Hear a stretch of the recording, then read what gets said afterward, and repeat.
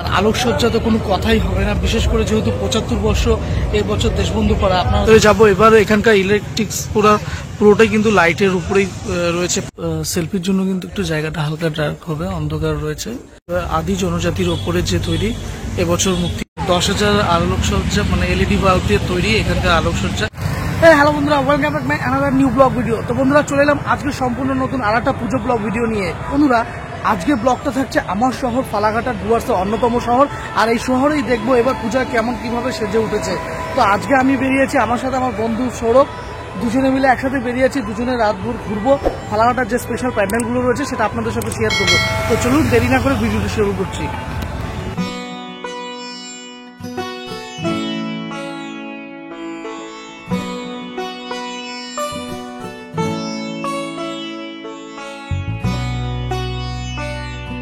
বন্ধুরা আমি এখন রয়েছি ফালাকাটা কলেজ পাড়া মন্দির প্রাঙ্গণে। দেখতেই পাচ্ছ এখানকার যে আলোকসজ্জা, প্রায় 10,000 মানে এলইডি বাল্ব দিয়ে তৈরি এখানকার আলোকসজ্জা। এবার এখানকার থিম যে রয়েছে সেটা কিন্তু উৎসব এখানকার থিম। আমরা এখন যাবো ভেতরের দিক থেকে, একটু গিয়ে আপনাদেরকে দেখাবো ভেতরের যে আলোকসজ্জাটা কেমন রয়েছে।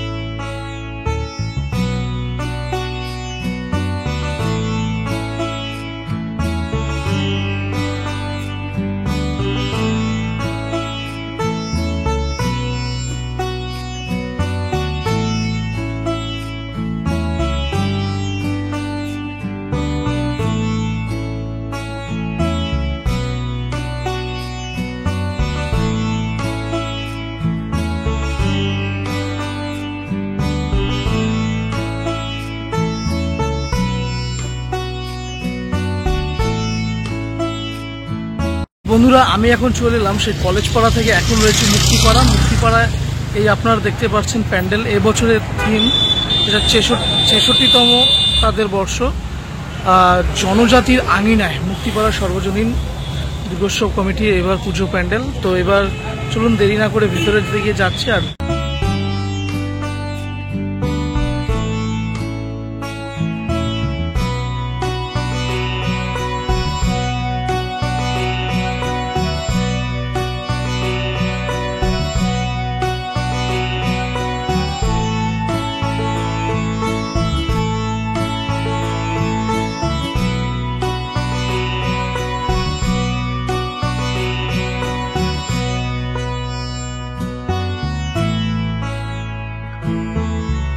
তো বন্ধুরা আপনারা দেখতেই পাচ্ছেন ভেতরের ডেকোরেশনটা, যে আদি জনজাতির ওপরে যে তৈরি এবছর মুক্তিপাড়ার প্যান্ডেল 66তম বর্ষে। দেখতেই পাচ্ছ সুন্দর কাঠের ওপর যে বিমগুলো দিয়ে সুন্দরভাবে সাজিয়ে তৈরি করা হয়েছে। আর ভেতরে যে মায়ের মূর্তি সত্যি খুব অসাধারণ হয়েছে, আপনারা দেখতেই পাচ্ছেন। বেরিয়ে পড়লাম মুক্তিপাড়া থেকে। আর আপনারা দেখছেন কিন্তু এবারও থাকছে ধামসা মাদল। আর এই ধামসা মাদলের তালেই কিন্তু হবে পুরো হুল্লোড় নাচ। আসলে অবশ্যই মুক্তিপাড়াতে এখানটা একটু কোমর না দিয়ে গেলেই হবে না। তো আমরা এখন বেরিয়ে পড়লাম এখান থেকে। এখন চলে যাবো সোজা মাদাই রোড। বন্ধুরা আমি এখন চলে এলাম সেই মুক্তিপাড়া থেকে, এখন রয়েছি আমি মাদাই রোডে। এবার এখানকার থিম রয়েছে আপনারা দেখতেই পাচ্ছেন জ্যোতির্ময়ী এবছরের থিম। এবার মাদাই রোডের 48তম দুর্গাপুজো। তো চলুন, দেখতেই পাচ্ছ বাইরে থেকে যে ঝাঁ চকচকে প্যান্ডেল। তো ভেতরে যাব এবার। ওটাই কিন্তু লাইটের উপরেই রয়েছে প্যান্ডেলটা।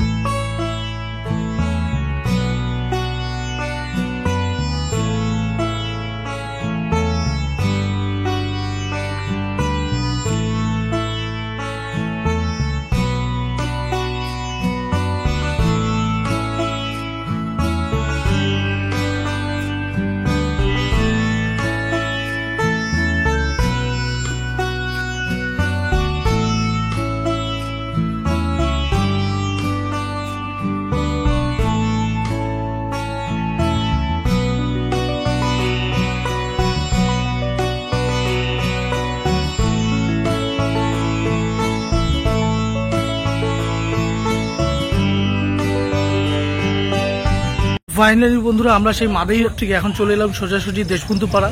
দূর থেকেই দেখা যাচ্ছে এখানকার যে থিম রয়েছে আমেরিকার স্বামীনারায়ণ মন্দির। তো চলো ভিতরে যাই। দূর থেকেই দেখা যাচ্ছে প্রচন্ড আলোকসজ্জা। তো ভেতরে গিয়ে দেখি এখানে কেমন সেজেছে।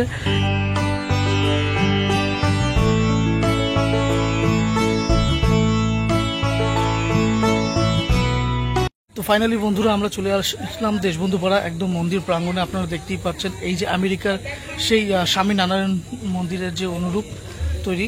তো চলুন ভেতরের দিকটা যাই।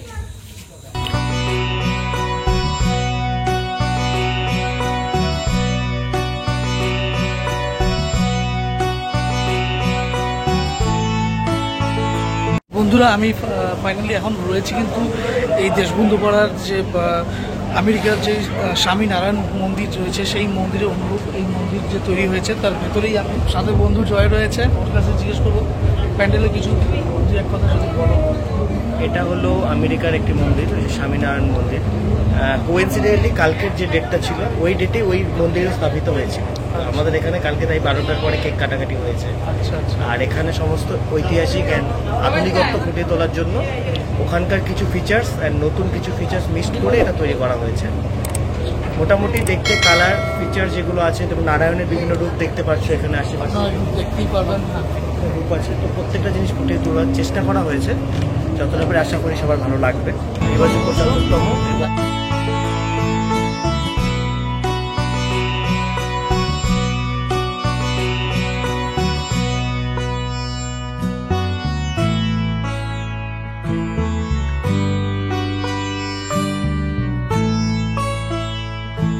তো বন্ধুরা দেশবন্ধু পাড়ার এই জাঁকজমকপূর্ণ যে লাইটিং, এই লাইটিংয়ের আলোকসজ্জা থেকে আমরা এখন বেরিয়ে চলে যাচ্ছি মশলাপট্টি। এবার মশলাপট্টিতে গিয়ে দেখব কি রয়েছে এবছর তাদের থিম। তো চলুন সেখানে যাওয়া যাক।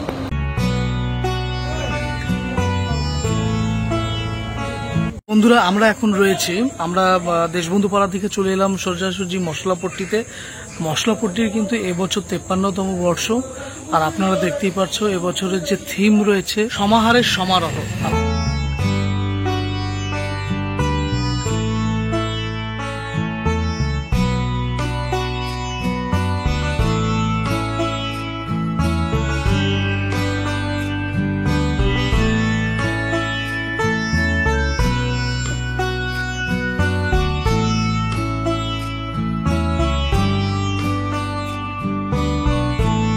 এবছর বন্ধুরা মশলাপট্টির কিন্তু ডেকোরেশন দেখতেই পাচ্ছ, ইন্টেরিয়র খুব অসাধারণ রয়েছে।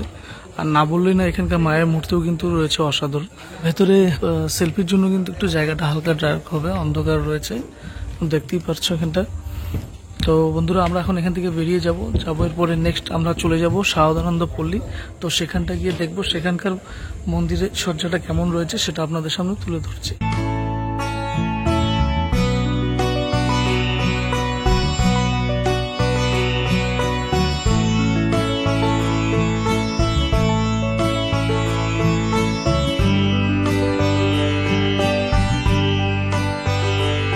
ফাইনালি আমরা মশলাপট্টি থেকে এখন চলে আসছি শারদানন্দ পল্লী নবজীবন সংঘ। এখানকার যে প্যান্ডেলটা রয়েছে অনেকটা কিন্তু দিনহাটার সেই কিশোর সংঘের সিমিলারিটি রয়েছে। আপনারা আগের ভিডিওটা যদি দেখে থাকেন অবশ্যই কিন্তু দেখতে পারবেন। তো চলুন এখানে হালকা একটু সিনেমেটিক একটু দেখাবো এখানকার ডেকোরেশনটা, আর তারপর এখান থেকে বেরিয়ে যাচ্ছি।